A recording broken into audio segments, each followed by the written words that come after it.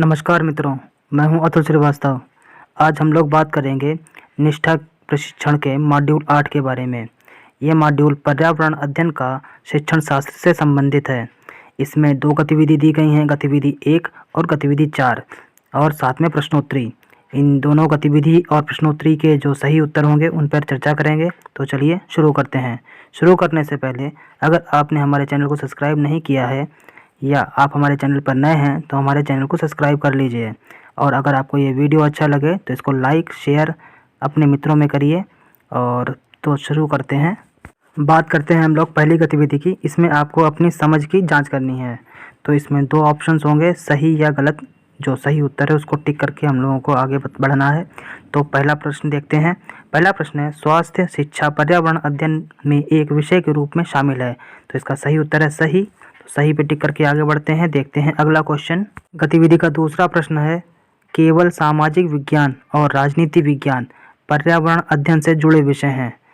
इसके 2 ऑप्शंस में से इसका सही आंसर है गलत। तो गलत पर टिक करके हम लोग आगे बढ़ते हैं। अगला क्वेश्चन है, पर्यावरण अध्ययन कला शिक्षा गणित और भाषा से संबंधित नहीं है। इसका सही उत्तर है गलत। गलत पर टिक करके हम लोग आगे बढ़ते हैं। देखते हैं अगला क्वेश्चन। चित्र 1 में दिए गए सभी विषय पर्यावरण अध्ययन से जुड़े हैं। ये इसका सही जवाब है सही। सही पर टिक करके आगे बढ़ते हैं। अब हमारी गतिविधि समाप्त हो गई है। स्कोर देखते हैं। स्कोर है 4 में से 4।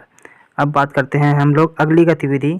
जो हमारी गतिविधि है गतिविधि नंबर 4। इसमें भी आपको अपनी समझ की जांच करनी है, जैसे पहली गतिविधि में किया गया था। इसमें भी आपको 2 विकल्प मिलेंगे, सही या गलत। तो सही या गलत पे सही पे टिक करके हम लोगों को आगे बढ़ना है। पहला प्रश्न है, जल संसाधनों में पीने योग्य और ना पीने योग्य दोनों जल होते हैं। ये बात सही है। तो सही पर टिक करके हम लोग आगे बढ़ते हैं। देखते हैं अगला क्वेश्चन। जल संग्रहण इकाइयाँ केवल मानव निर्मित हैं। इसका सही उत्तर होगा गलत। तो गलत पर टिक करके हम लोग आगे बढ़ते हैं और देखते हैं अगला क्वेश्चन। अगला प्रश्न है, सभी जल भंडारण इकाइयाँ जल संसाधन भी हैं। इसका सही उत्तर होगा गलत। तो गलत पर टिक करके हम लोग आगे बढ़ते हैं। देखते हैं अगला क्वेश्चन। अगला क्वेश्चन है, जल संसाधन प्राकृतिक और मानव निर्मित दोनों हैं। इसका सही उत्तर होगा सही। तो सही पर टिक करके हम लोग बढ़ते हैं अगले क्वेश्चन पे। और अगला क्वेश्चन है, सभी जल संसाधन जल भंडारण इकाइयाँ हैं। इसका सही उत्तर होगा सही। तो सही पर टिक करके हम लोग आगे बढ़ेंगे और हमारी ये प्रश्नोत्तरी समाप्त हो गई। देखते हैं कितने हम लोगों को अंक मिले हैं। अगर जो मैंने आपको क्वेश्चन के उत्तर बताए हैं इस पर टिक करेंगे तो आपको मिलेंगे 5 में से 5 नंबर। देखिए स्कोर आपके सामने है। तो अब बात करते हैं हम लोग प्रश्नोत्तरी की, जो कि बहुत ही महत्वपूर्ण है। तो प्रश्नोत्तरी पर शुरुआत करते हैं। प्रश्नोत्तरी का पहला प्रश्न है, कक्षा 1 और 2 में पर्यावरण अध्ययन है। इसका सही उत्तर होगा भाषा और गणित के साथ पढ़ाया जाता है। तो इस पर टिक करके हम लोग आगे बढ़ते हैं और देखते हैं अगला दूसरा क्वेश्चन। दूसरा क्वेश्चन है, प्राथमिक स्तर पर पर्यावरण अध्ययन के सीखने के उद्देश्य में शामिल नहीं किया जाता है। इसका सही उत्तर होगा विद्यार्थियों को वैज्ञानिक नियम याद करने में मदद करना। तो बढ़ते हैं हम लोग अगले प्रश्न पे। अगला गतिविधि का तीसरा प्रश्न है, विभिन्न मापदंडों के लिए विद्यार्थियों के सीखने की प्रगति और उनके स्तरों का पता लगाने के लिए निम्नलिखित विकल्पों में से कौन सा सबसे उपयुक्त है।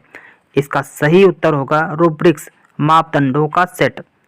इस पर टिक करके हम लोग पढ़ते हैं अगले क्वेश्चन पे।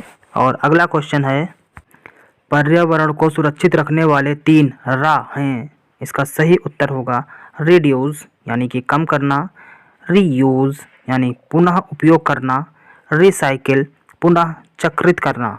तो इस पर टिक करके हम लोग आगे बढ़ेंगे और देखते हैं अगला क्वेश्चन। और अगला क्वेश्चन है, निम्नलिखित में से कौन सा पर्यावरण अध्ययन शिक्षण अधिगम के अनुरूप नहीं है। इसका सही उत्तर होगा प्रत्येक बच्चा अपनी पाठ्यचर्या का सृजन करता है। इस पर टिक करके हम लोग बढ़ते हैं अगले क्वेश्चन की तरफ। और अगला क्वेश्चन है, निम्नलिखित में से कौन सा बच्चों के बीच व्यक्तिगत सामाजिक गुणों को बढ़ाने में मदद करता है।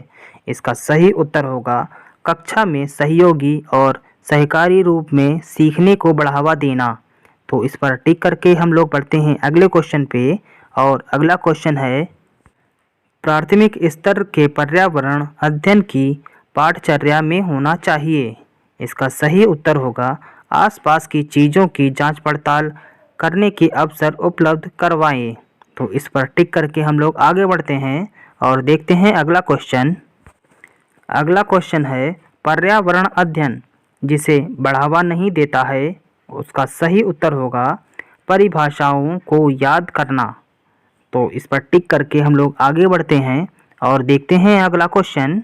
और अगला क्वेश्चन है, राष्ट्रीय पाठचर्या की रूपरेखा के अनुसार पर्यावरण अध्ययन के लिए कौन सा वाक्यांश सही है?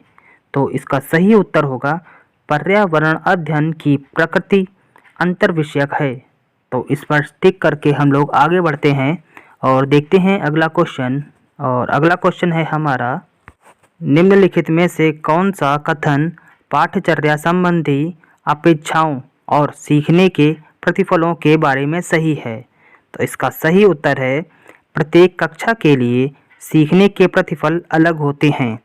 तो हमारा ये प्रश्नोत्तरी समाप्त हो गई और देखते हैं हम लोग अब अपना स्कोर कितना है। तो स्कोर है हमारा 10 में से 10। आप भी जो हमने आपको क्वेश्चन बताए हैं इनके उत्तर को यही लिखेंगे जैसा कि हमने टिक किया है, तो आपके भी प्रश्नोत्तरी में 10 में 10 आएंगे। तो उम्मीद करते हैं ये वीडियो आपको पसंद आया होगा। अगर पसंद आया है तो इसको लाइक करिए, अधिक से अधिक अपने मित्रों में शेयर करिए ताकि वो लोग भी इस वीडियो को देखकर लाभान्वित तो हो सकें। अगर आपने पहली बार हमारे चैनल पर विजिट किया है या अभी तक आपने हमारे चैनल को सब्सक्राइब नहीं किया है तो चैनल को सब्सक्राइब करके रखिए, क्योंकि इसी तरीके के नॉलेज वाले वीडियोस मैं लाता रहता हूं। तो फिर मिलते हैं किसी नए टॉपिक पे नए वीडियो में, तब तक के लिए नमस्कार।